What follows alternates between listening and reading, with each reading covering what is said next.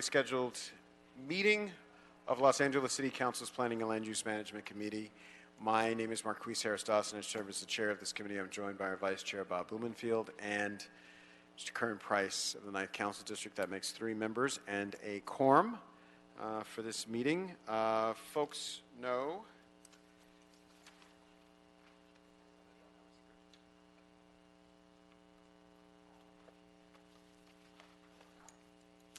members of the public wishing to speak must complete their request on the kiosk in the rear of the room. This is for all speakers, including applicants, appellants, property owners, and their representatives. Members of the public wishing to speak on more than one item shall present all comments during multiple agenda item comment segment of the meeting and shall be allowed to speak for a total of 2 minutes. Members of the public wishing to speak on one agenda item only shall have an opportunity to speak for 1 minute. The general public comment segment of the meeting is to speak on non-agenda items within the subject matter jurisdiction of this committee. So we'll begin with folks who've signed up for general public comment, which there are none. So that will close general public comment. Mr. Mejia, there is a request to continue item number 2 until March 24th.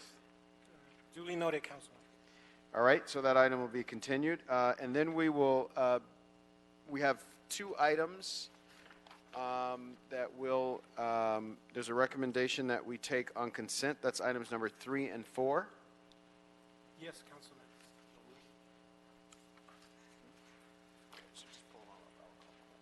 If we could read Sure. summaries of 3 and 4 into the record. Sure. We have a few speakers on those. Councilman, item 3 is a report from the City Planning Commission. It's a vesting zone change ordinance for the construction of a 370 apartment unit building, along with 31 very low-income units located in CD1. Item 4 is a City Planning Commission report, again a zone change ordinance for the development of 249 units located in CD4, along with commercial uses, Councilman. Thank you. Again, remember there's a recommendation to accept these items on consent. There's Mr. Jeffrey Calbon, Dave Rand, and Renee Weitzer.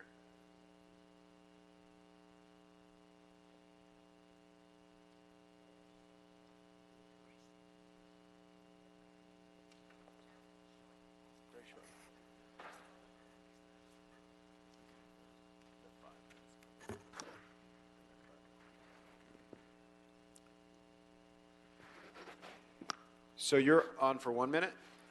Okay. Thank you. Thank you. My name is Jeffrey Calvin. I chair the Sherman Oaks Neighborhood Council Planning and Land Use Committee.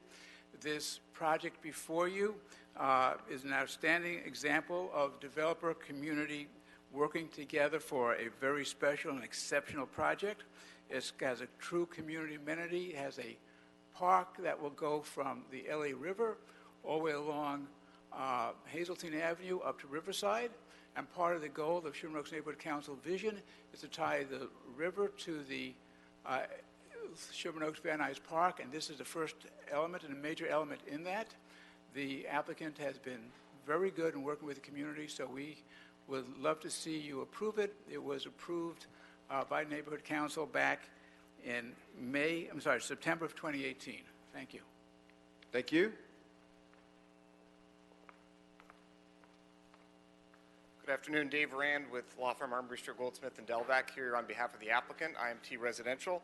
Committee members, just want to say thank you to the Planning Department, our friends in the community, the Sherman Oaks Neighborhood Council, the Sherman Oaks Homeowners Association, and particularly Council District 4 and Renee Weitzer.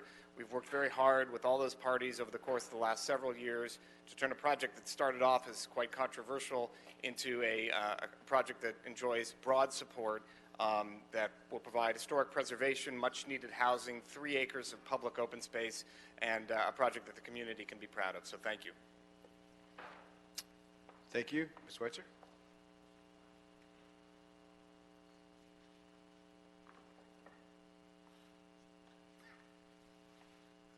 Mr. Chairman, Renee Weitzer for Councilman David Rue. Just want to thank the community and want to also specifically thank the developers who also volunteered 10% of moderate housing in this project. It's a beautiful project and we have full community support. Thank you so much. Thank you so much. All right, without objection, Mr. Mejia will accept those items on consent and go to item number 9.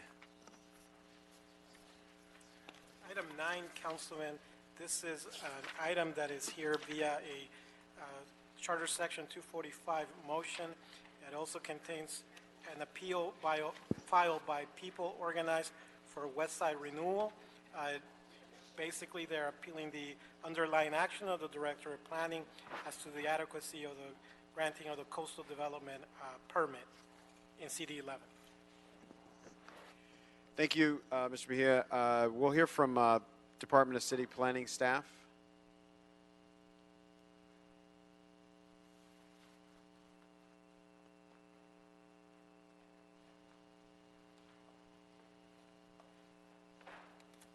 There's no staff presentation.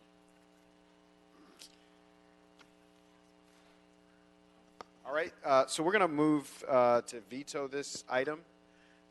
If there's a second, a veto will remand it back to the West LA Area Planning Commission.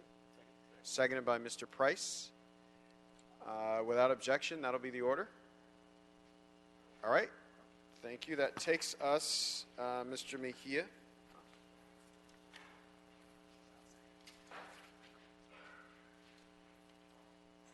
It'll take us to item number 1. Item 1, Councilman, this is the Director of Planning's weekly report. All right, we'll continue item number 1 for 7 days. Item number 5. Councilman, item 5 is a motion of Farrell Blumenfield. It's to initiate the adequacy of a historic cultural monument application for a site located in CD 13. All right, Mr. Bernstein.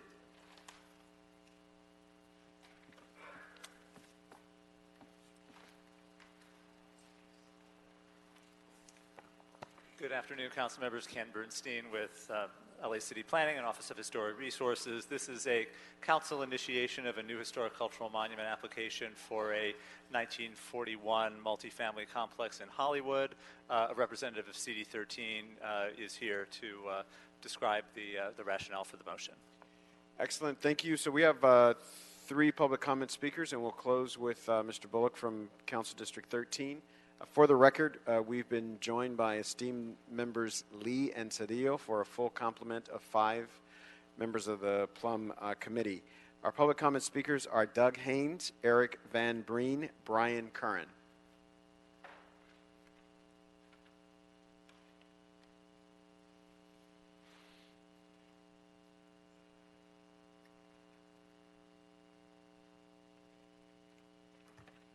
Good afternoon. My name is Doug Haynes for 7050 Hawthorne.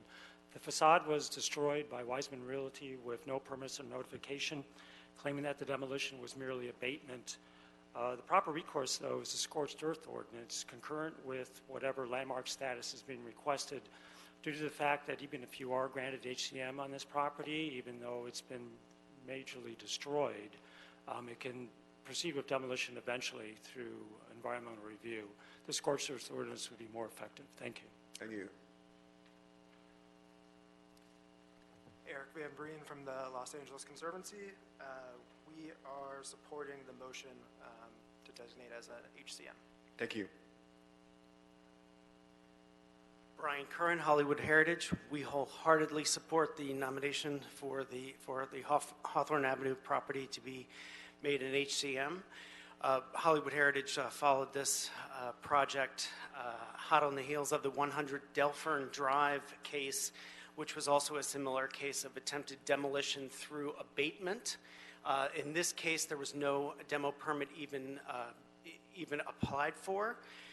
The Wiseman Realty showed contempt for the process and for the community by trying to make an end run around the demo and review process that would have gone forward had we, Hollywood Heritage, been notified, the council district and the planning commissions. Thank you. Thank you. Mr. Bullock, the most distinctive dress shirts in City Hall. Good afternoon. My name is Craig Bullock, and I'm with Councilmember Mitch O'Farrell's office. Councilmember O'Farrell initiated the nomination of 7054 Hawthorne Avenue in Hollywood so that Survey LA could be utilized as the planning tool that it was intended to be. With the support of the Los Angeles Conservancy, this initiation will address the worthiness of the building for historic culture monument status. The action before you today does not make the building a historic culture monument, nor does it prevent the construction of housing in the future. It merely allows the Cultural Heritage Commission to go through an evaluation process. We thank you for your consideration. Excellent. Thank you so much, Mr. Bullock. All right, I'll move that we adopt this item. Seconded by Mr. Blumenfield. Without objection, that'll be the order that takes us to item number 6. Councilman, item 6 is a report from the City Planning Commission. It contains an appeal relative to the adequacy of the environmental clearance of categorical exemption. It's to construct a 16-unit residential building in CD 13. All right, we have a team from Department of City Planning to give a report on the aforementioned item. Yes, sir. Good afternoon. My name is Jason Hernandez with City Planning. On December 11th, 2019, a sequel appeal for the subject case was filed regarding the Director of Planning's decision to determine that the project is category exempt from the environmental review pursuant to State CEQA Guidelines Section 15332, Class 32 for the demolition of existing structures and the construction of a new 16-unit residential building located at 4575 Santa Monica Boulevard.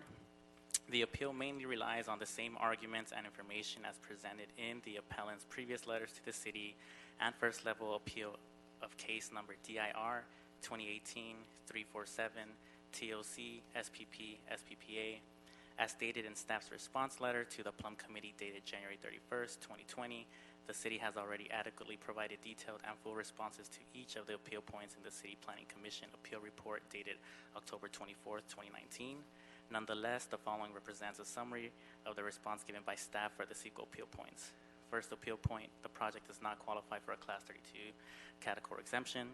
The appellant contends that a Class 32 category exemption can only be used if it is consistent with the general plan and does not result in any significant effects relating to traffic, noise, air quality, or water quality. However, no substantial evidence has been provided by the appellant to determine that the project does not qualify for a Class 32 exemption. The applicant team has provided environmental studies into the record, which found that there would be less than significant impacts related to their proposed project. These include a Phase 1 and Phase 2 environmental site assessment, air quality study, and noise study. Second appeal point, exceptions to the category exemption apply. The appellant contends the exceptions to the category exemption applies, which would render the Class 32 inadequate. The appellant has not provided any substantial evidence to show how the exceptions to the category exemption apply.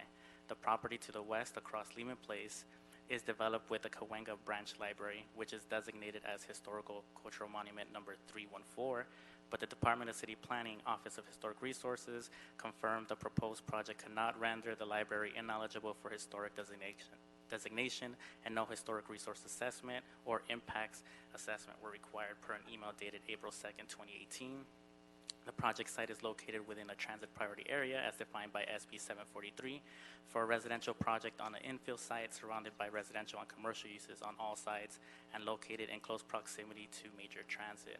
Therefore, none of the potential aesthetic impacts associated with the project can be considered a significant impact on the environment. Finally, there is not a succession of known projects of the same type and in the same place as the subject project at the time of filing, January 19, 2018, which is the CEQA baseline, based on the list of successive projects provided by the appellant within a quarter mile from the project site. None of the projects were filed on or before January 19, 2018. In conclusion, no new substantial evidence was presented that the city has erred in its actions relative to the category exemption. The project opponent has the burden of producing substantial evidence showing a reasonable possibility of adverse environmental impact sufficient to remove the project from the categorically exempt class. As such, the fair argument standard does not govern determinations whether the exceptions apply to a category exemption. Therefore, the CEQA appeal should be denied and the actions of the City Planning Commission should be sustained. This concludes staff's presentation. I'm available for any questions. Thank you so much. If you can just hang there but slide a little to the left so we can see the clock, and I'll ask our appellant to come forward for 4 minutes, 59 seconds or less. Good afternoon. Christina Kropp of Luna and Glushon here on behalf of the appellant. For all the reasons stated in our letter, we believe based on the legal merits, the project approval is infirm with a proposed categorical exemption. Class 32 exemptions, as suggested here, are only available for projects consistent with the applicable general plan regulations and policies. They are only available for projects which have been planned for in the general plan. Sub-Area B of the Vermont Western Station Neighborhood Area Plan, commonly known as SNAP, plan for a low-density mix of townhomes, small offices, live workspaces, workshops, and neighborhood serving retail at this location. On Santa Monica Boulevard, the city specifically planned for mixed use with commercial uses on the street level. This project is none of these. This project, by definition, does not comply with SNAP. It specifically includes deviations from SNAP and does not comply with the applicable zoning regulations by including reductions in otherwise required open space requirements. These deviations are not solely limited to the TOC incentives. Class 32 exemptions, furthermore, may only be adopted for projects which would not result in any significant impacts relating to traffic, noise, air quality, water quality, and can be served adequately by all required utilities and public services. There have been no traffic or noise reports submitted to substantiate the assertion that there will not be a significant effect on these environmental categories. There has been no acoustical report or utility metering report submitted as required by SNAP. All of the documentation required by city planning per policy when approving a Class 32 exemption is missing. Class 32 exemptions are also inapplicable when the cumulative impact of successive projects at the same type of the same place over time are significant. The record contains 22 proposed development projects in the East Hollywood area alone, 6 of which are within a quarter mile of the project. Each of these projects is identifiable. It maintains enough relevant information for the city to adequately conduct a cumulative impact analysis. Finally, CEQA prohibits the use of an exemption when there is a reasonable possibility that the activity will have a significant effect on the environment due to unusual circumstances, and in this particular case, the record contains evidence of such significant effect on geology and soils and aesthetics. For these reasons, we ask that the City Council grant the appeal. Thank you. Thank you. All right, we have a representative of our applicant. 4 minutes and 59 seconds or less. Good afternoon, Honorable Chair and members of the Plum Committee. Gregory Whitman representing the applicant. The CEQA appeal lacks merit and should be denied. First, the project is consistent with all applicable regulations for purposes of the Class 32 categorical exemption.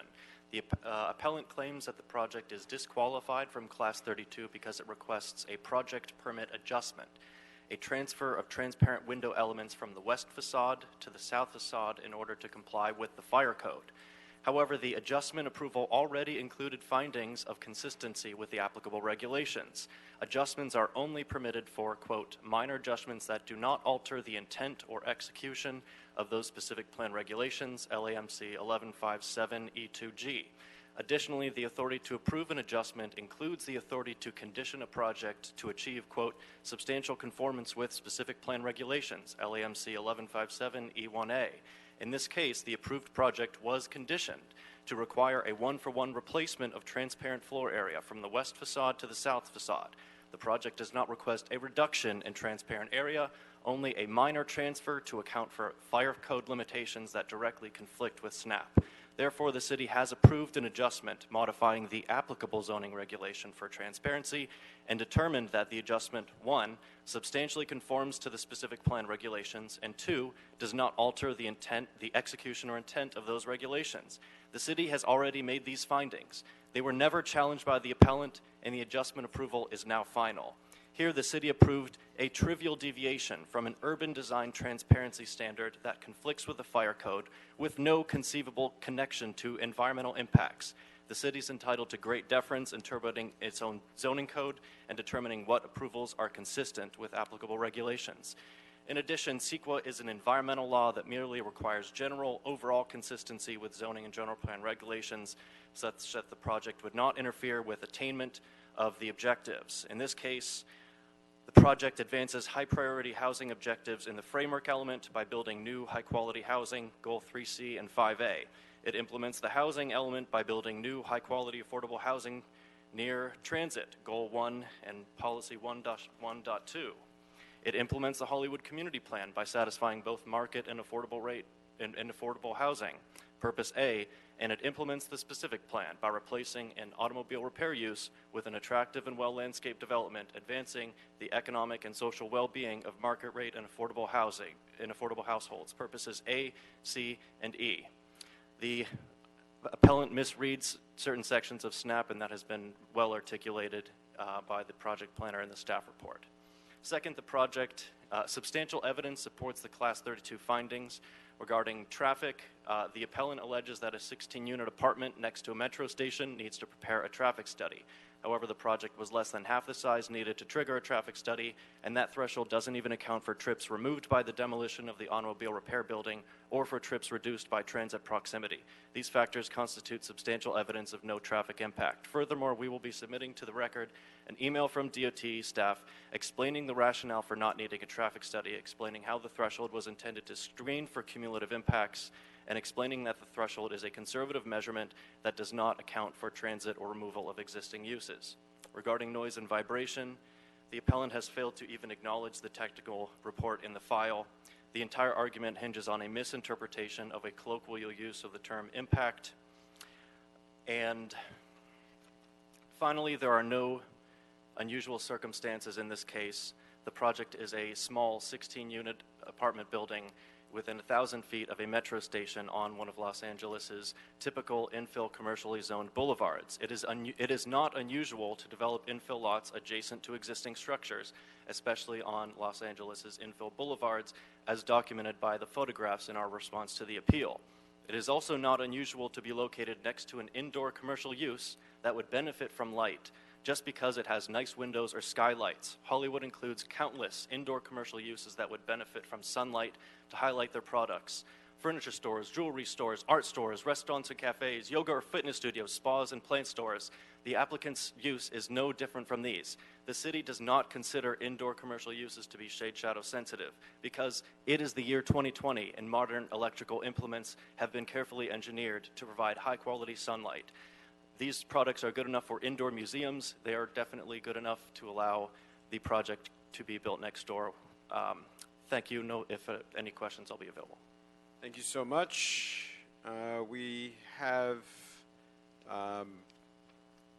looks like two public comment speakers on this item, Doug Haynes and Amirali Shakurian.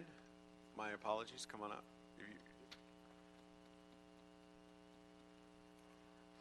Good afternoon, council members. Thanks for your time. My name is Amirali Shakurian. I'm the applicant or the representative of the applicant on the project. Got it. I just wanted to, Greg went through all the technicalities, issues with the appeal, but I thought it would be helpful to add a little bit of color.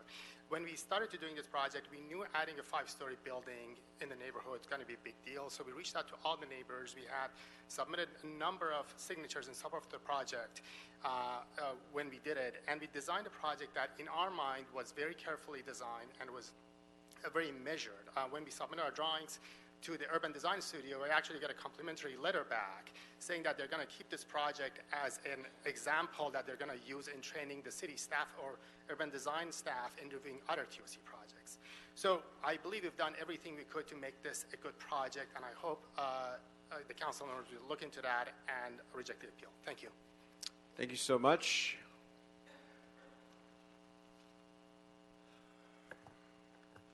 Good afternoon again. Doug Haynes this time for the East Hollywood Neighborhood Council. Due to elections and board turnover, this never actually came before the board, even though it went through the planning committee. I will point out, though, within one block, there are 387 units proposed and approved for TOC projects. Within 2 blocks, 478 units. All these projects, and within East Hollywood Neighborhood Council, we have approximately 1,200 units coming in through TOC projects, none of which are being analyzed for environmental impacts, none of which are actually looking into what may occur for the future of East Hollywood, and all claiming CEQA exemptions. So All I can say, TOC projects are inconsistent with the general plan, the community plan, our specific plan, and yet everyone seems to be exempt from CEQA review. Thank you. Thank you. Mr. Craig Bullock.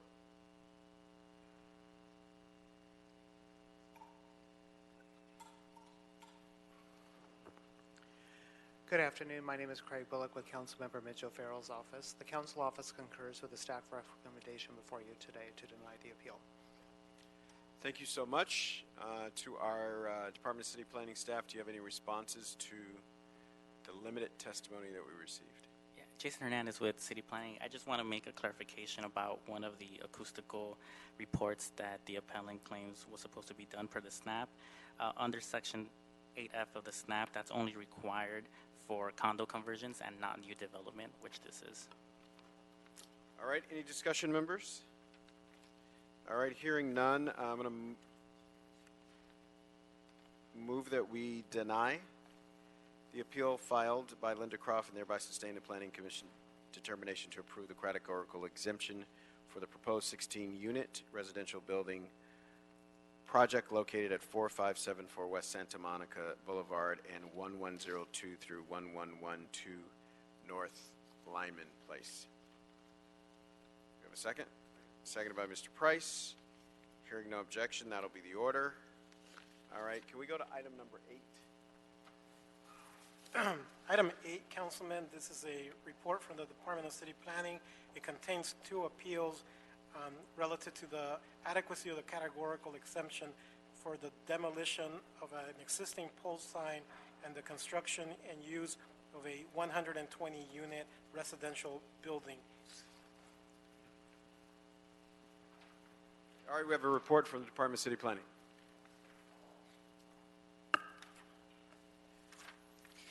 Good afternoon, council members. Aline Rubio with the Department of City Planning. The case before you involves 2 CEQA appeals related to the approval of a 7-story, 120-unit residential development at the Santa Monica Boulevard and Beverly Glen intersection. The project has been approved for a Tier 3 TOC development along with the site plan review. These entitlements are now final. The CEQA appeal is without merit. As demonstrated in the record, the project conforms to the general plan, community plan, underlining zone, and TOC guidelines. There is no unusual circumstances related to the project's scope. Traffic and cumulative impacts have been analyzed and found to be less than significant, and there will be no impacts to scenic highways or resources as a result of the proposed project.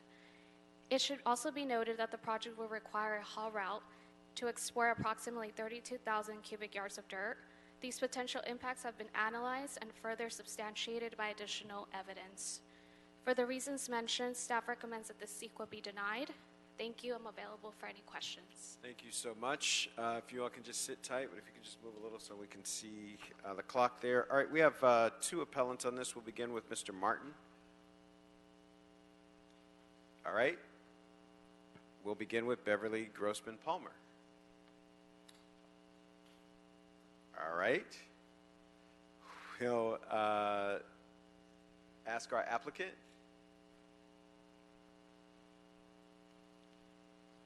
Mr. Brower, you have 5 minutes or less. Thank you. I'll be brief. Neil Brower with the law firm of Jeffer, Mankels, Butler, and Mitchell, representing the applicants. The appeals before you essentially require you to believe that an infill project on a vacant site on one of the major boulevards of the city at a somewhat busy major intersection is somehow so unique and different that there's something so outrageously different about it that it merits full CEQA review rather than a categorical exemption as an infill project.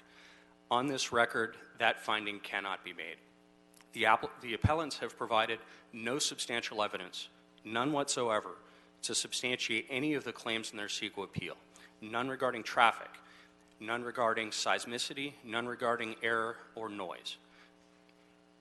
In contrast to that, the record here is complete with updated technical studies for every major technical issue area that included projects that weren't even considered viable at the time that this application was submitted. With all of those studies, no significant impact would occur. There's also the issue of seismicity. The project is located within a preliminary hazard zone, but the technical report prepared for the project and for the site addressed the project as if it were already located within a fault zone and provided the required borings and other testing on the site and determined that there is no earthquake fault on the site. And appellants provide no evidence to the contrary whatsoever. Appellants have also claimed at various times that this intersection is somehow uniquely dangerous.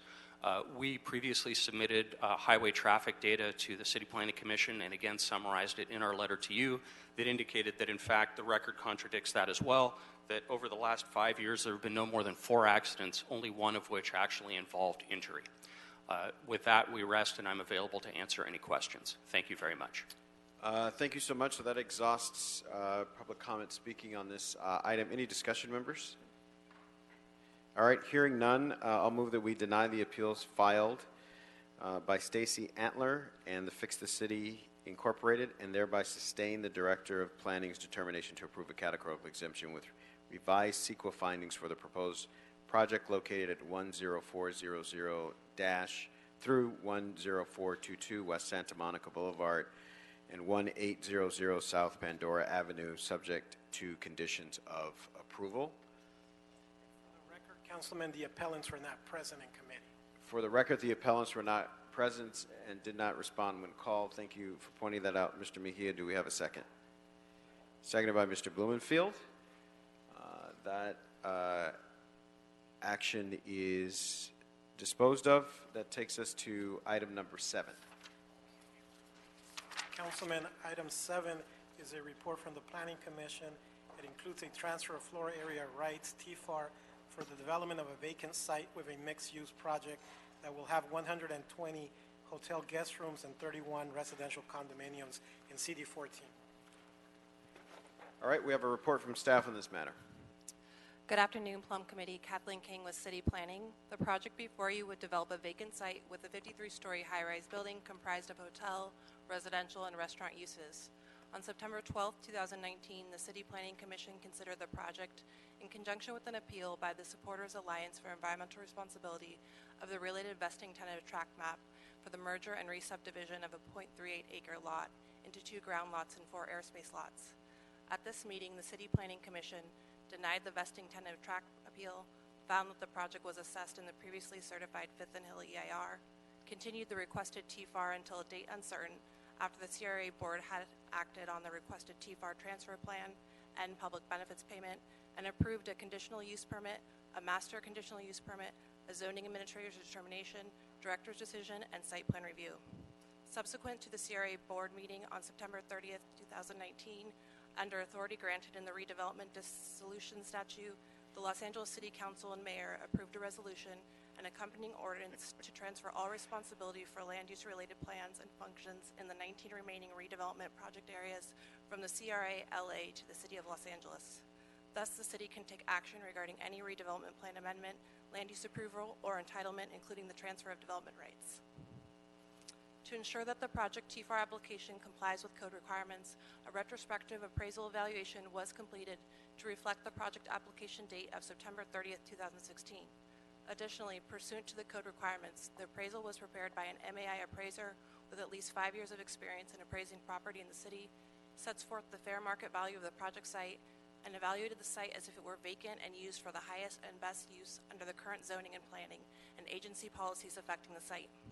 On November 14, 2019, staff presented the requested transfer of floor area rights to the City Planning Commission. At this meeting, the City Planning Commission approved and recommended that the City Council approve the requested TFAR transfer plan and public benefits payment, and requested that within 6 months of the receipt of the public benefit payment by the Public Benefit Trust Fund, the Chief Legislative Analyst convene the Public Benefit Trust Fund Committee. The Commission's actions on both the VTT appeal and the CPC case were not appealed. A technical modification dated January 23, 2020 was submitted to the Council file, which requests that corrections to Condition of Approval 3C be made to correct the public benefit payment amount. That concludes my presentation. I'm available for any questions that you may have. Thank you so much. Thank you for making the clock available to us. We have a applicant representative to speak.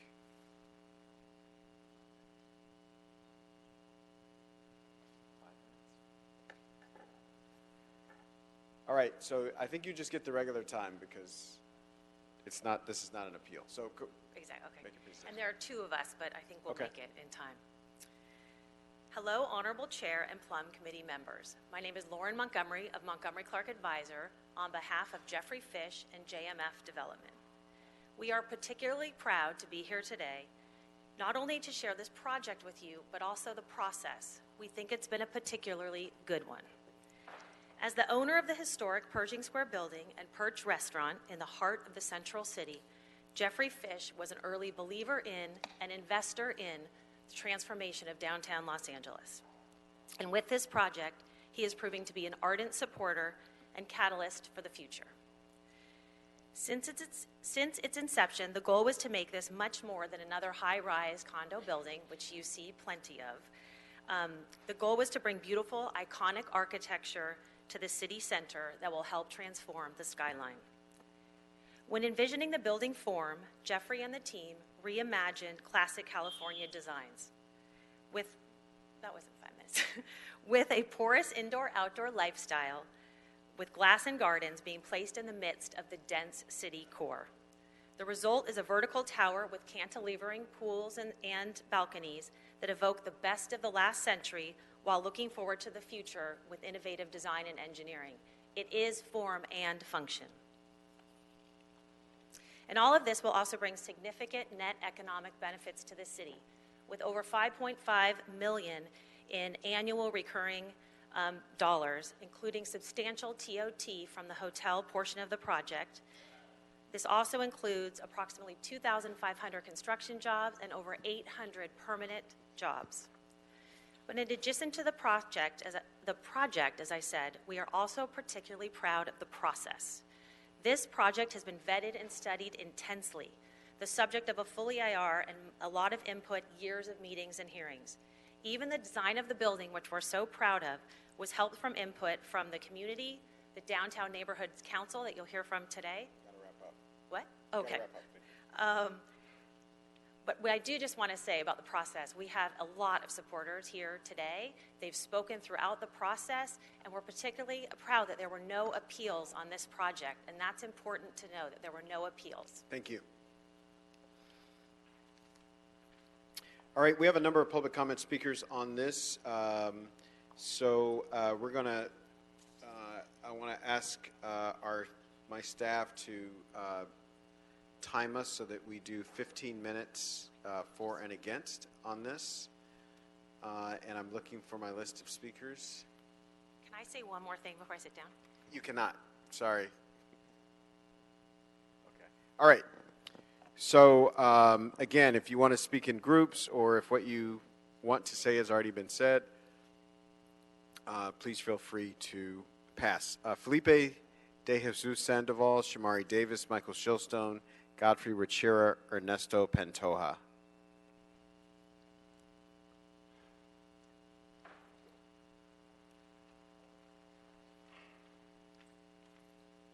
Good afternoon, committee. My name is Shamari Davis. I'm a business rep for IBW, Local 11 Electricians Union here in Los Angeles County, representing about 12,000 workers, and we're very excited to support this wonderful project.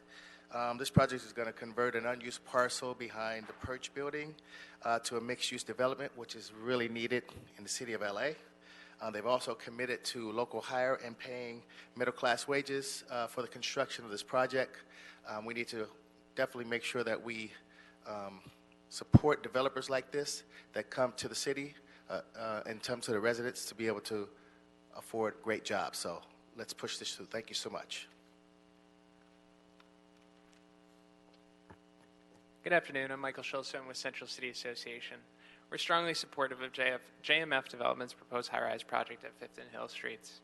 The development will replace a vacant lot with a signature 53-story tower that will bring new housing units, hotel rooms, and restaurants to one of the most transit-rich areas of the city. The project's one-of-a-kind design with cantilevered pools and terraces and connections to the adjacent Pershing Square building will add to downtown's collection of architectural landmarks and complement the future redesign of Pershing Square Park.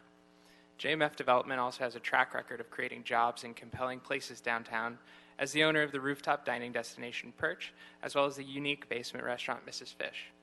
Investment in the Fifth and Hill project is a strong indication of JMF Development's continued commitment to the future of downtown. Thank you. Good afternoon, Honorable Chair, committee members. My name is Ernesto Pantoja, here on behalf of Serge Rascon, Business Manager of Labor's Local 300. We're here in support of this project. We have a developer who isn't afraid of taking risks. One of those risks being sitting down with a lot of the trades and making sure that we have good union jobs on this project. Every day we have hundreds of members within the laborers that drive away from the city of Los Angeles when all these towers are going up on private developments and no union labor on them. Here we have a gentleman who is willing to step up, not just to improve this city and what we drive by every day, but by improving the lives of people who need better jobs and better working conditions. So we ask you to please support this project. Thank you. Good afternoon, council members. My name is Godfrey Washira, and I'm with Creed LA, and we support the project. This is a unique project that should be built. Just for nothing else, the design is so unique and beautiful. It would be good to see it, actually built. But over and beyond that, I think it also benefits the community with payments towards affordable housing, local workforce support, and the economic opportunities that it will provide. We are proud to have supported this project for the last 2 years, and as we come to the last hurdle, we hope it will be a successful one and you'll approve it. It's simply worth it. Thank you. Thank you. Buenas tardes, miembros del Council. Mi nombre es Felipe de Jesús y estoy a favor de este proyecto.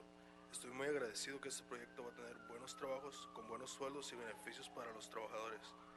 La compañía de este proyecto también se ha comprometido a dar $1 millón para ayudar al problema de casas asequibles en nuestra ciudad. Este proyecto es una gran oportunidad para nuestra comunidad y les pido que voten en favor. Muchas gracias. Thank you. Olivia Lee, Brian Germain, Doug Summers, Gus Torres, Alexander Hansen, April Strosters, Piedmont Brown, Rain Bow. Good afternoon, Olivia Lee of the LA Area Chamber of Commerce here in strong support for this project. This project is a sizable investment in the Pershing Square area in Los Angeles that will bring much needed housing units, new hotel units, and restaurant space in the neighborhood. Additionally, this project will be in close proximity to the Pershing Square Metro stop accessible to both the red and purple lines for visitors and residents alike. The proposed 53-story tower will take over the vacant lot next to the Pershing Square building, effectively utilizing the space to create more housing and bring additional revenue to the city.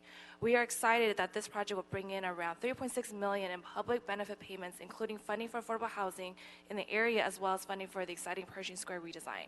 Thank you for your consideration. Thank you. Good afternoon, council members. My name is Gus Torres. I'm here on behalf of UA Local 250 pipe fitters, welders, and apprentices, and here to support the project. We believe that the development of projects should maximize community benefits and be financially viable. In this case, the applicant has committed to pay $3.5 million to public benefits on top of their labor commitments, such as paying middle-class wages. That's why we urge you to approve this project. Thank you for your time. God bless.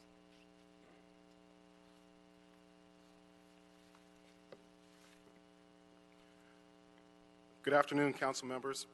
My name is Brian Germain on the behalf of sheet metal workers in Los Angeles Local 105. We support the TFAR request.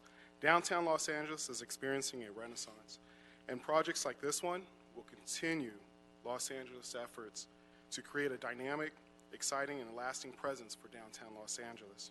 Let's support our more vibrant downtown by approving the TFAR request. Thank you. Thank you.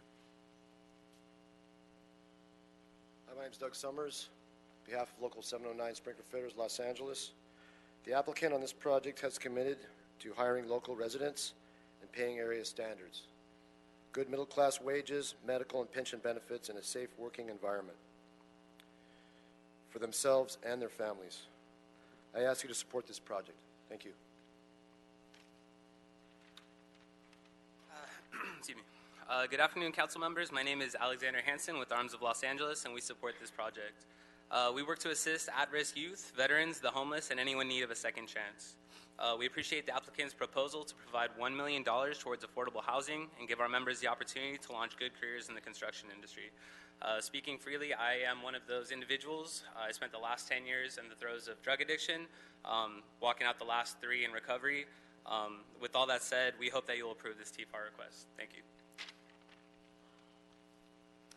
Good afternoon, council members. My name is April Strosters, and I'm with Arms of Los Angeles, and we support this project. This project will bring in jobs, tax revenue, and new amenities in our community. We cannot risk out on losing these great benefits, and downtown Los Angeles must be seen as an area that invites good, smart investments to improve our community. We strongly urge you to approve the TFAR request. Good afternoon. My name is Rainbow Wave. I am before you on behalf of myself as a resident of downtown LA, frequenter of Perch and Mrs. Fish restaurant, and a supporter of Fifth and Hill project. I've moved from Hollywood Hills to downtown LA about 10 years ago. Some of my friends thought either I'm really smart or a bit crazy wanting to live in downtown. My reasons for support of this project are Fifth and Hill project will revitalize downtown LA. Fifth Hill project will be one of the iconic buildings in LA, if not the world. And it will transform the Fifth Street. Not just perfect Fifth, but augmented Fifth. Thank you.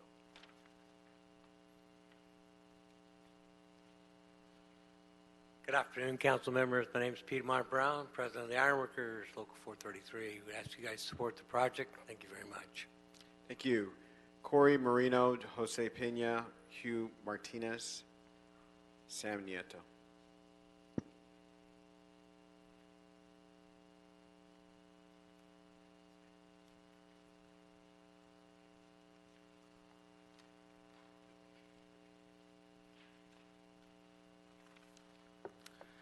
Hi, good afternoon, council members. My name is Jose Pena with Creed LA, and we are in full support of the project. This project complements downtown LA with a mixture of housing, hotel rooms, and commercial space that make our city a more vibrant area to live in, visit, and explore. This is the type of leading-edge, high-rise project that benefits our city and protects our environment. It is exactly the type of project that should be built in downtown Los Angeles, and we strongly urge you to approve the TFAR request. Thank you. Thank you. Good afternoon, council. My name is Corey Marino, and I support this project. The most effective way of addressing the need for affordable housing is by providing well-paying jobs. And that's why I support this project. This project has provided me with a well-paying construction job, and it also provides the funds to address the affordability issues in our city. Thank you. Good afternoon, council members. My name is Samuel Nieto. I'm a disabled veteran, and I support this project. We must acknowledge the applicant's vision to propose such a transformative project. The project will boost economic activity, employ local residents, and make the neighborhood more livable and walkable. Thank you very much. I hope this will approve the proposed TFAR request. All right, I think that concludes our speakers who signed up in favor of the proposal. Now we'll put another 15 minutes on the queue, on the clock, and go to those bringing critique of the project. Yelena Zeltzer, Pastor Q, Ashley Gonzalez, Vicky Besa, Simone Garcia, Fatima Murrieta, Bill Przlucki. In any order.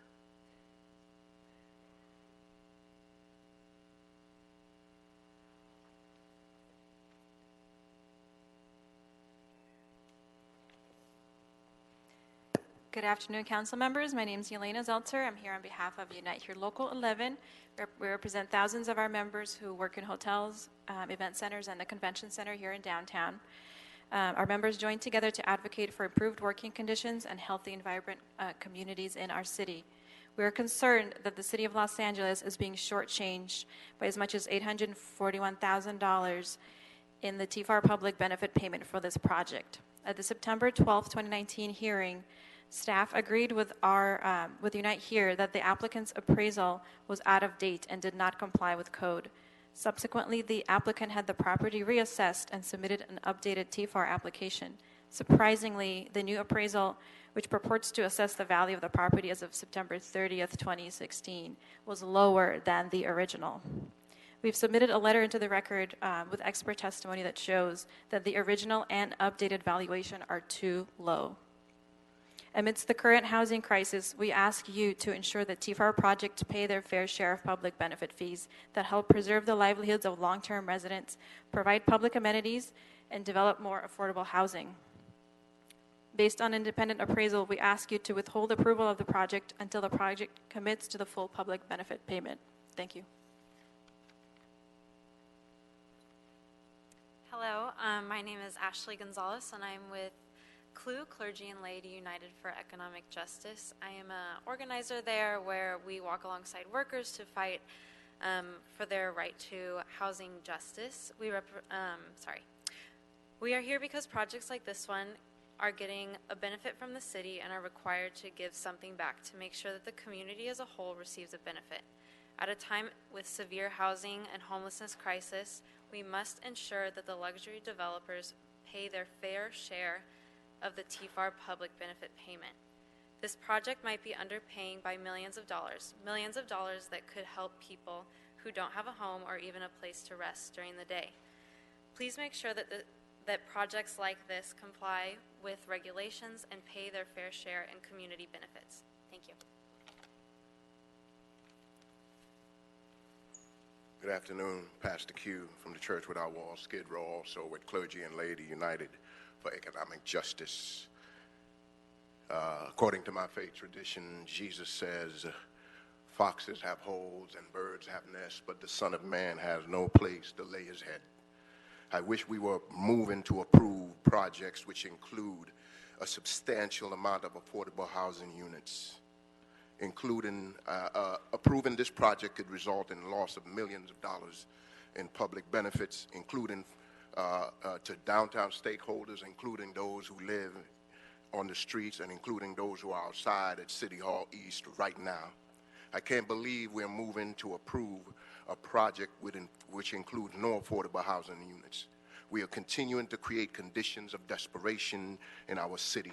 There are luxury lofts such as the Genesis and the Grace right next to Staples Center right now, sitting at 70 and 80% vacancy.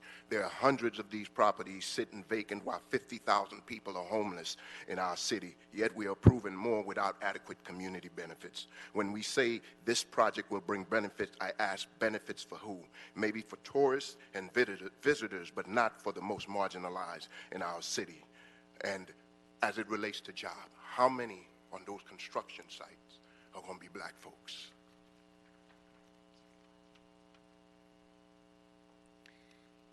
Hello, my name is Vicki Beza. I've been a worker at the Weston Bonaventure for over 7 years now. I'm also a proud member of Unite Here. My family and fellow workers are the ones who face the negative effects of large development boom in the downtown area.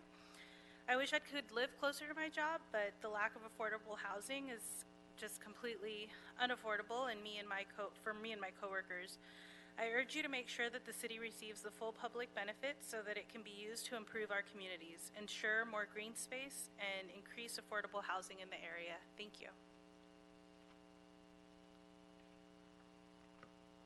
Good afternoon. My name is Fatima Murrieta. I grew up in LA, and I've been a leader of my union, Unite Here Local 11. When I walk through the city, I don't see a renaissance and I don't see smart investment. I'm really concerned with the rising rents in my community. From CD8, where my mom and my sister live, to my community in CD13, I see LA in a deep housing and homelessness crisis. The city is absolutely cannot leave any money on the table that could potentially fund affordable housing. TFAR projects must follow the rules and truly benefit the community by paying the full amount of TFAR public benefit payment that is allocated for affordable housing. Take a bold stance. Please do not approve this project as is. Thank you.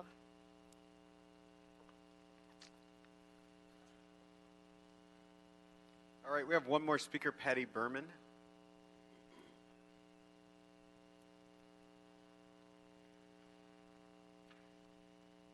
If I've called your name, you got to come up.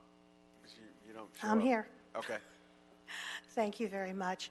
Council members, my name's Patti Berman. I'm the president of the Downtown Los Angeles Neighborhood Council.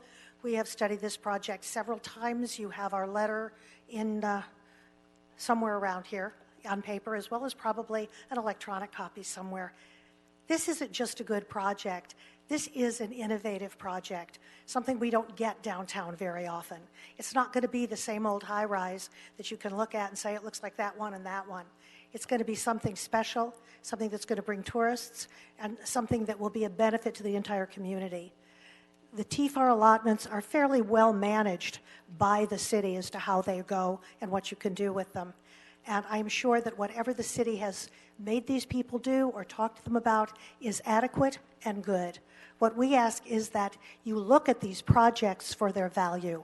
And the value here is that we have a really interesting project, didn't put my planning and land use to sleep like so many of them do, and it's something that our community needs. They're placing jobs, and they are making something that will last here. Please, let's look at this in its entirety. It's a good project. Chair, I signed up in the back there. I don't know why my name is there, but I'm here on behalf of Unite Here Local 11. My name Tell is us your Jamie name. Hall. Jamie Hall.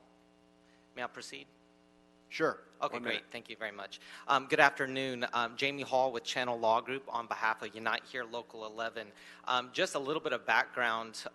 The City Planning Commission was concerned with the adequacy of the appraisal submitted by the applicant, and they actually asked for the appraisal to be updated because they thought it was low compared to other nearby TFAR projects. So the applicant goes, they do a new appraisal, and this is where it becomes maybe it doesn't pass the smell test. The new appraisal that the CPC thought was low actually came in lower than the original appraisal. So first of all, that's very fishy there.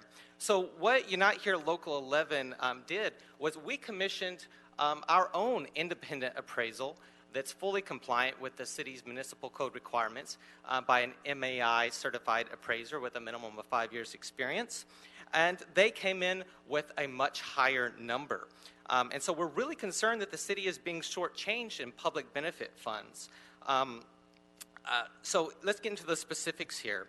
The appraisal that we commissioned, which has been submitted to the council file, came in at a fair market value for the site of $7.1 million. And that's approximately $426 per square foot. This would result in a public benefit payment under the municipal code of $4,426,659. This is $841,688, so $841,000 more than the appraisal conducted by the applicant, and which we contend the applicant's appraisal is simply inadequate and not supported by substantial evidence. Again, the city is poised to accept fewer public benefit funds than required by the code. Wrap up, Mr. In other words, you're being Need to wrap up. shortchanged. Okay, so finally, we would suggest you take no action on this right now. Have your staff look at that appraisal and validate that the right fair market value has been determined. Thank you. Thank you very much. All right. If none of the other people that I've called are present, we'll call on a representative from Council District 14.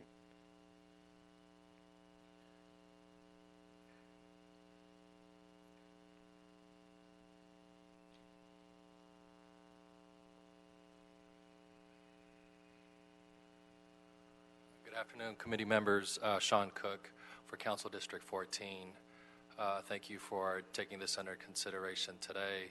Would like to thank staff, as always, for their diligence in working through these reviews and analysis. I know these projects take years at times to go through and thoroughly vet. We've had conversations with staff in regards to the extent to which the applicant has or has not followed the administrative requirements toward calculating the TFAR public benefit payment. Our office is comfortable deferring to staff's analysis and their review of how, to what extent the calculation was completed. So, based on our conversations, our understanding is that the calculations were performed in a manner consistent with what is required under the TFAR ordinance, and we are comfortable to move forward.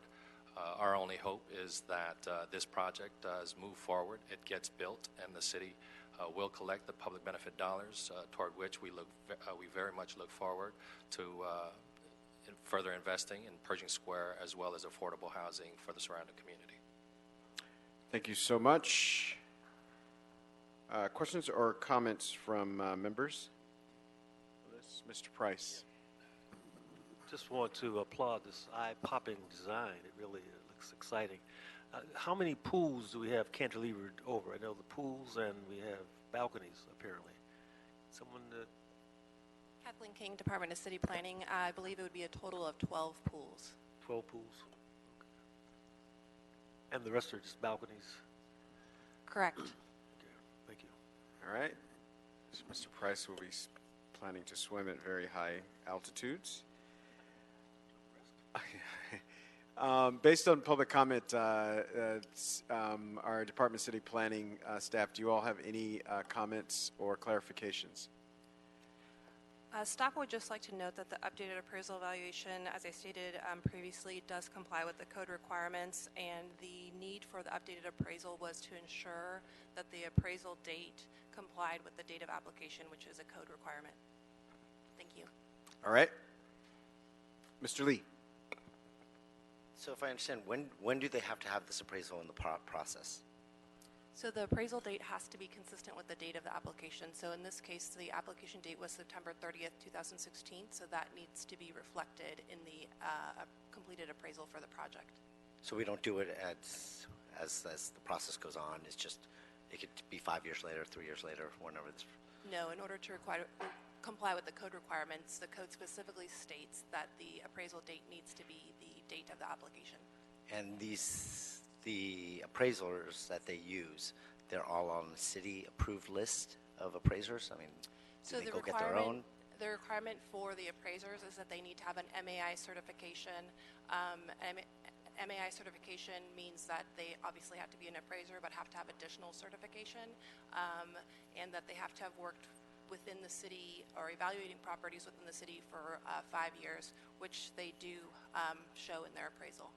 This is Debbie Lawrence, City Planning. The MAI designation is one of the designations of the Appraisal Institute, which is a global appraiser society, and it's just one of the designations that's given to appraiser that can do commercial, residential, and vacant land valuations. It just seems that there is a big, a significant gap here in the different prices. I mean, with this project as it is, I mean, they followed the rules. They did whatever we asked for them to, but it's moving forward. I mean, TFAR is an important thing that we're trying to, for affordable housing,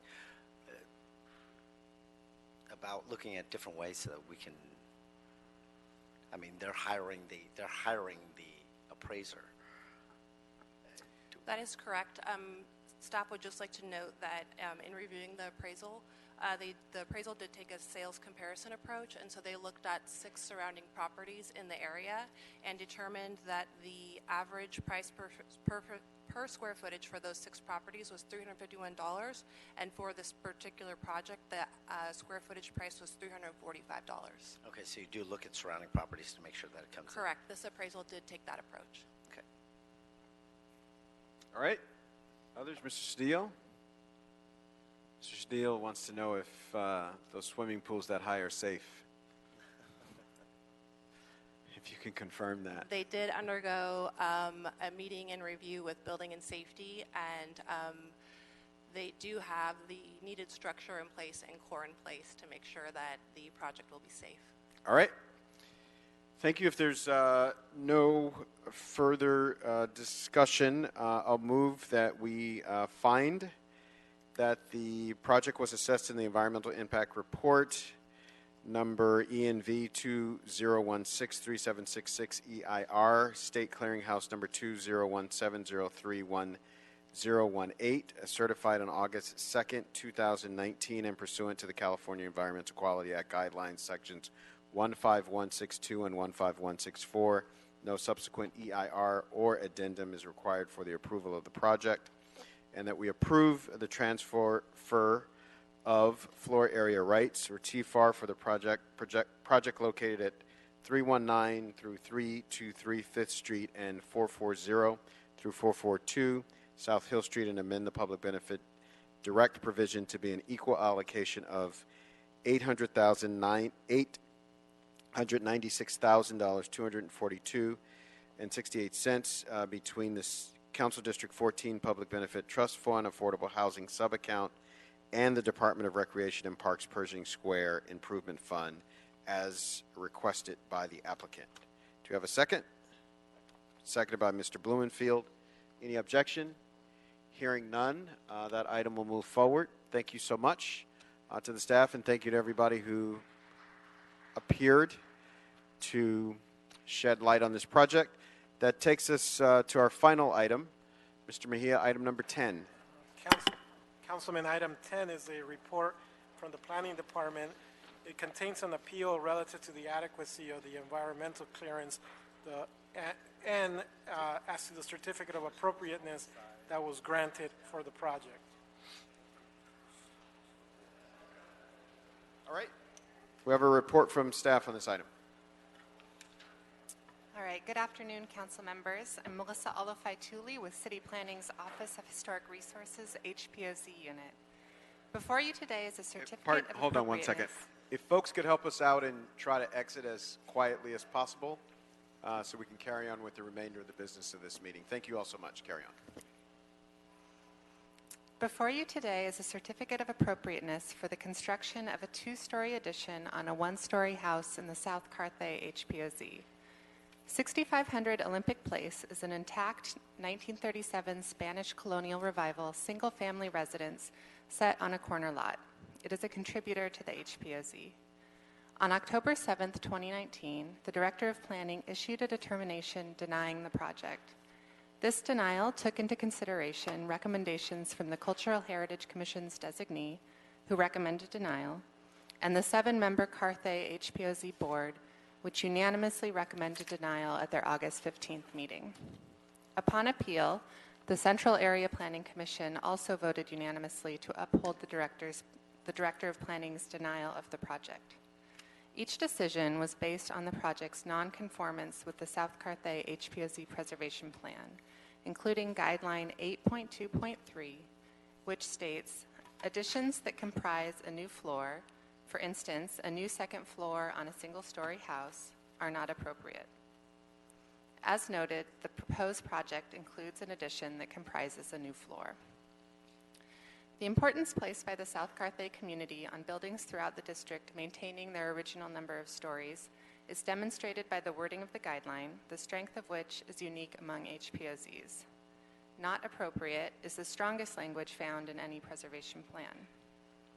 Today, the South Carthay HPOZ maintains its defined historic pattern of development, where some blocks were developed entirely with 1-story single-family structures, and other blocks were developed with only 2-story structures. No additions comprising a new floor have been approved since the 2010 implementation of the district's preservation plan, and only 2 such additions have ever been built anywhere in the South Carthay HPOZ, resulting in virtually the same development pattern as when the neighborhood was first constructed. This 1-story property is located at the intersection of 2 streets developed with 1-story structures. The property's corner lot location makes the second-story addition prominent from 2 streets. From the front in the north, the top would be seen from Olympic Place. From the east side, it would be visible in its entirety from La Jolla Avenue.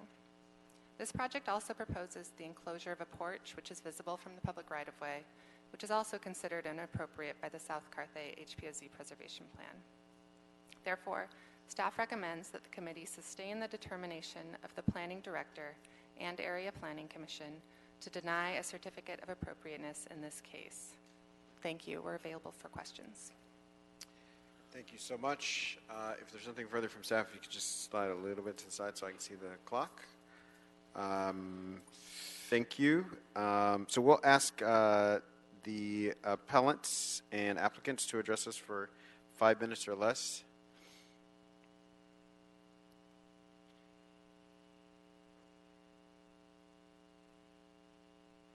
Christina Kropp of Luna and Glushon.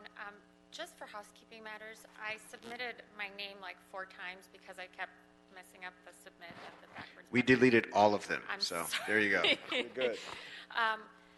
Just for clarification purposes as well, this is not an appeal. This is a 245 motion Yes. By Councilmember Koretz. Thank you. We represent the applicant. As a first housekeeping matter, I'd like to dispel the notion that there's overwhelming opposition to the Gowie's project. To the contrary, the majority of this neighborhood supports the project. The record contains information about the 78 neighbors in support, 20 letters of support, and including support from the former HPOZ chair of the South Carthay Preservation Plan. You will hear from other neighbors today essentially claiming and disputing these numbers. Emails have been forwarded to the City Council office over the weekend showing that the opponents have presented false information in gathering this opposition regarding the scope of the project, that it included an extension in the front of the home, which is simply not true. None of the false information that has been presented to the opponents is true. The project that is before you today is a revised project, and it's the very revised project that was presented to the HPOZ board, that was presented to City Planning and the Area Planning Commission. It is the product of numerous design changes, reduced height, scale, and years of consultation with the City Planning Department and the HPOZ board. The project that's before you today is presented in a thorough and in-depth analysis by well-known City of Los Angeles architectural historian Nelson White. He states therein that this project meets all of the South Carthay Preservation Plan requirements, the guidelines, and the Secretary of the Interior standards for rehabilitation. The project preserves the overall character of the primary east and west facades, avoids destruction of any important character-defining features, materials, or ornamentation, and removes and alters only materials, features, and spaces that are character-defining features of low importance.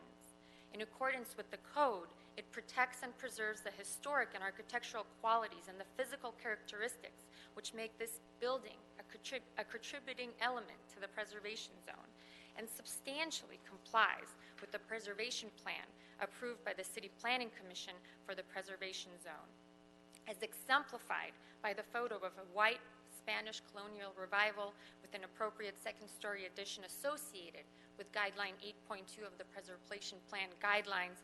It preserves the look and scale of the original structure. To the extent that there is disagreement regarding whether the preservation plan allows for second-story additions altogether, we urge this committee to simply look at the guidelines themselves. The guidelines explicitly allow second-story additions and provide guidance, explanation, and examples as to where and how second-story additions are appropriate. These photo examples are a part of the plan and a part of the guidelines, although not adhered to by staff in this particular denial. The record contains the Planning Department's own recommendation report at the time that the preservation plan was adopted. It states that these photo examples were expressly added to the preservation plan to provide guidance. To now claim that these photos are somehow a mistake contradicts the facts. All provisions of a duly adopted plan and guidelines are fully enforceable until formally revised. As we stand here today, the plan allows for second-story additions.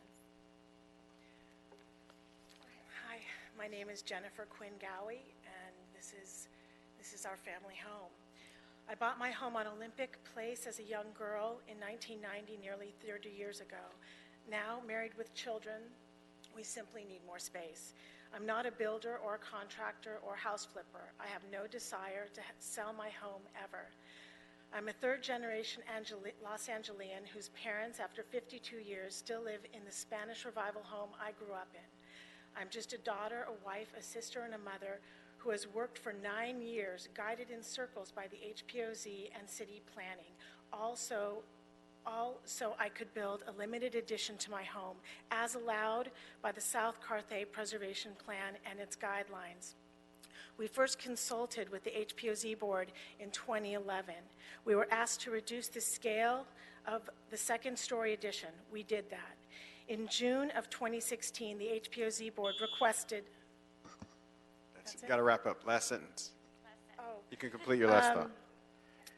I mean, there's so much, but throughout this process, we have consulted with numerous architectural historians and preservation consultants, including Nelson White, and they have advised that our project conforms to the South Carthay Preservation Plan, its guidelines, and the Secretary of the Interior's standards. Thank you. Thank you. All right, we have a representative from Council District 5.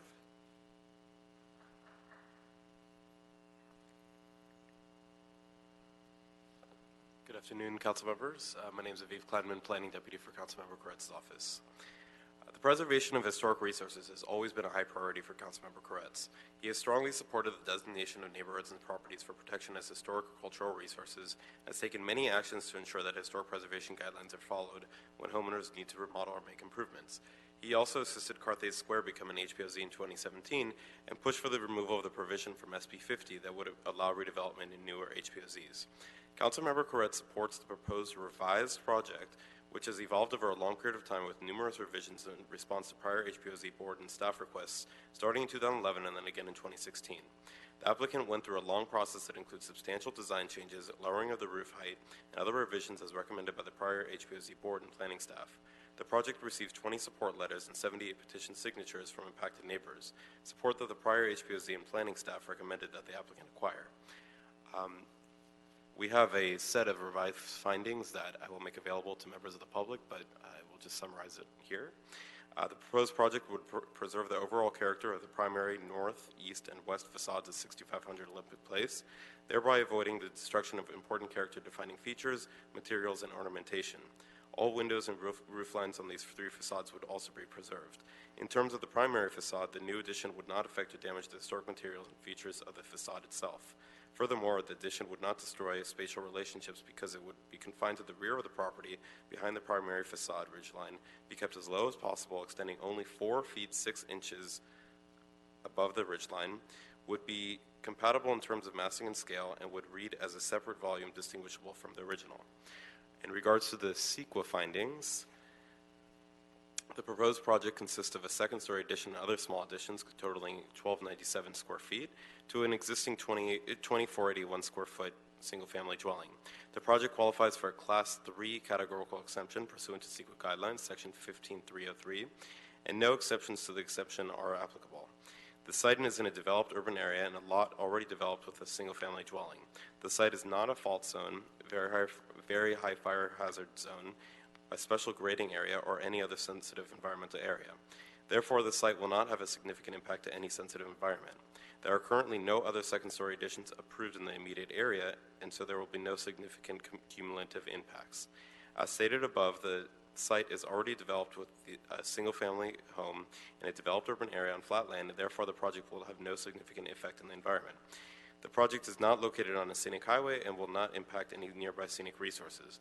According to the State EnviroStore database, the site is not a hazardous waste site, nor is it in close proximity to any hazardous waste sites. While the project involves a historic property, the proposed addition will not impact the existing dwelling or its facade, and is in keeping with the historic character of the adopted preservation plan for the South Carthay Historic Preservation Overlay Zone. Therefore, the project will not cause a substantial adverse change to a historic resource. Thank you. Thank you. All right, we have a number of public comment speakers on this item. We'll begin with Mr. Wayne, to be followed by Joanna Mazzaros, Edward Freeman, Brad Kane, Lisa Kay, Sandra Nadich. Yes, sir. 1 minute. Please start the clock. Yes, this is the work of the Central LA Planning Commission, The president of that commission, Oliver Delgado, is a sweater-dressing, faggot, asshole, son of a Stay on the bitch, topic. no good Stay on the motherfucker. topic. He was wrong to not let these nice people do this project. Wrong.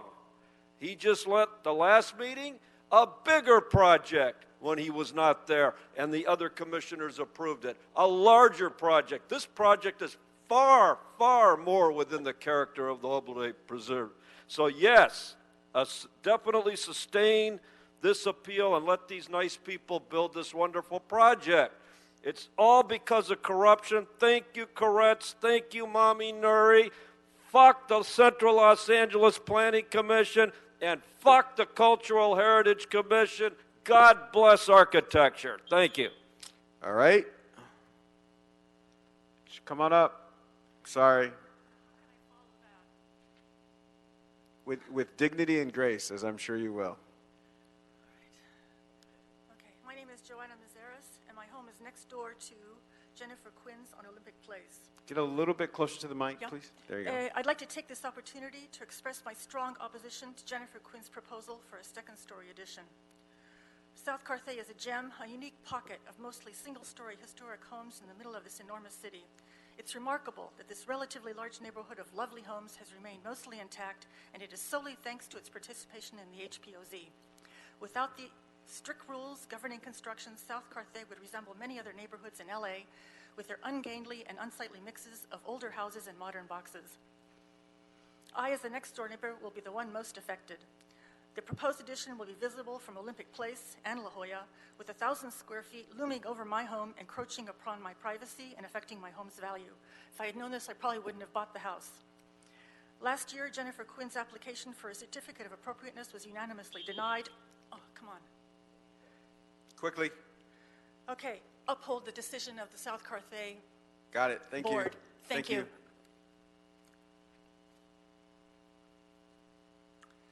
My name is Edward Friedman. I'm the current chair of the combined Carthage HPOZ board. On 2 occasions in 2016, the applicants appeared before the South Carthage HPOZ board for consultations concerning a proposed second-story addition.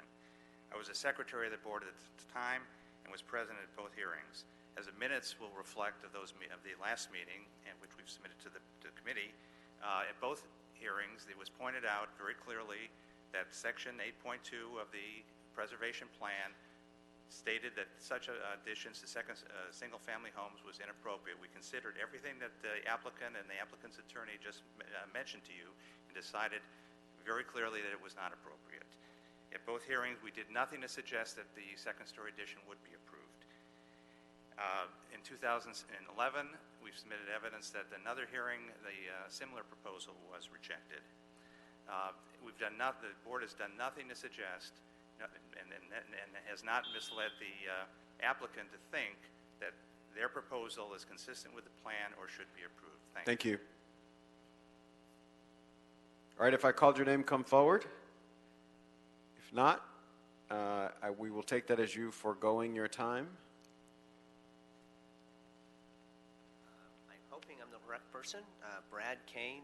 That's you, K-N-E? Yes, sir. You're Thank the you. one. All right. I'm president of the Pico Neighborhood Council, and I'm doing this in my capacity as president of the South Carthage Neighborhood Association. We normally work extremely closely with Paul Koretz. We brought him to two town halls last year with 350 people to oppose SB 50, SB 58. We've worked with him on the Purple Line Transit Plan. Gotta get on the topic. The problem here is we were not consulted. According to his office, he did not know we opposed this before he did the 245 motion. I've been assured the land use deputy that caused us to move forward will be replaced from our neighborhood. So I really think you need to look very closely at the facts. Here, I've been at 4 meetings to oppose this. No one encourages Ms. Gowrie to continue this. It is really going to devastate our neighborhood because if she gets this, everybody else is going to want a second story too. It's going to change the neighborhood. Thank you. Good afternoon. I'm Lisa Kay. I am here as a 20-year resident of South Carthage, and I'm also area representative South Carthay. Councilman Koretz has relied on the word of one resident, Ms. Jennifer Gowrie, in considering this matter before the committee. He believes she has strong neighborhood support based on misrepresentation to him. Of our list of 78 supporters, 15 signatures are illegible, 5 neighbors signed multiple times, 1 is now deceased, 10 have moved, and 24 have rescinded. In the past 3 days since receiving notice of this hearing, the outraged committee has spoken, and we have over 106 signatures in opposition, representing over 50% of the single-family homes in South Carthay. The prevailing community sentiment is to preserve the HPOZ plan, and a second-story addition is inappropriate. The committee does not support this project. I respectfully request the committee reject the motion for consideration. Thank you. My name is Sandra Nadich. Have been a resident of South Carthay since 1978. My home is located on La Jolla Avenue, directly across the street from 6500 Olympic Place. In 1979, my husband, Fred Nadich, led a group of concerned South Carthay residents in what became a 3.5-year effort to become the second HPOZ in Los Angeles. The motivation for this intensive effort was to preserve a beautiful, unique neighborhood of pristine 1930-era homes. The proposed second-story addition has been rejected numerous times as inappropriate. Approving this addition will open the floodgates to a proliferation of similar inappropriate projects, thus destroying the character of South Carthay and depriving our city of part of its heritage. I respectfully urge this committee to reject the motion Thank you. for consideration. Good afternoon, honorable members of the board. My name is Michael Sims, and I was appointed by Councilman Koretz to sit on the HPOZ board. And the overall historic integrity of this community can be both preserved and enhanced through the decisions of the Carthay board. I sat at the table with like-minded colleagues of the Carthay HPOZ board, evaluating concerns overseen by the Los Angeles City Charter of all HPOZ communities. And most of all, it is quite an honor to be a part of the team of experts involved in making assessments that might preserve the historic integrity of our beautiful community for years to come. We have consistently and unanimously refused the recommendation approval of the certificate of approval because of the appellant's project of one-half addition clearly flies in the face of the historic That concludes your time. preservation. Thank you. All right, I think that concludes our public comment speakers. We'll ask staff if you'd like to comment on any of the myriad of issues raised during public comment. Ken Bernstein with LA City Planning staff. I'll just be brief. As numerous speakers have mentioned, this preservation plan is fairly unique among our 35 plans in having very strong language saying that second-story additions are inappropriate. This is a second-story addition that would be approved in the vast majority of our HPOZs, but South Carthay is unique in its very cohesive and unified one-story character. This is the second HPOZ in the city of Los Angeles, and we had unanimous recommendations from both the HPOZ board and the Central Area Planning Commission. So, great. Anything further? All right, members, questions, comments? Mr. Cedillo, yes, we did. You want to hear again? I had to step out, I'm sorry. All right. Representative from Council District 5. For good measure. That Councilmember Koretz does strongly believe that these longtime South Carthay residents deserve to expand their home for their children within the confines of the preservation guidelines. While mindful that there are some people opposed to the revised project, there is strong support from the immediate neighborhood who will be the most impacted. Our office has received over 75 letters and petition signatures in support, which were collected by the applicant at the request of the prior South Carthay HPOZ board and staff. I will also say that I personally witnessed HPOZ board members come up to the applicants after the last HPOZ board members and suggest revisions, letting them know that if they just make a few more tweaks, they will be able to approve it. So that's my personal witness. And based on a long history of the project, the numerous revisions made, including the reduction of size and height, and the strong neighborhood support, Councilmember Koretz asks the committee to support the revised project, grant the appeal, adopt the attached findings, and therefore grant the certificate of appropriateness. Thank you. Thank you. Other questions, comments, members? All right, we're ready to go.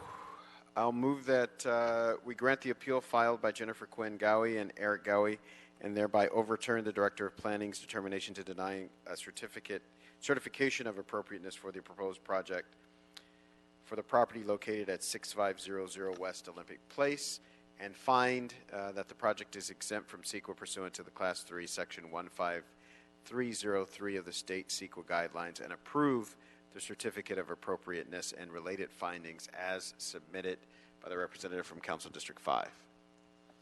Seconded by Mr. Blumenfield. Any objection? Hearing none, that'll be the order. Can you confirm, Mr. Mejia, that concludes our business for today? Councilman, that concludes the business for today. Excellent. We're adjourned. Thank you so much.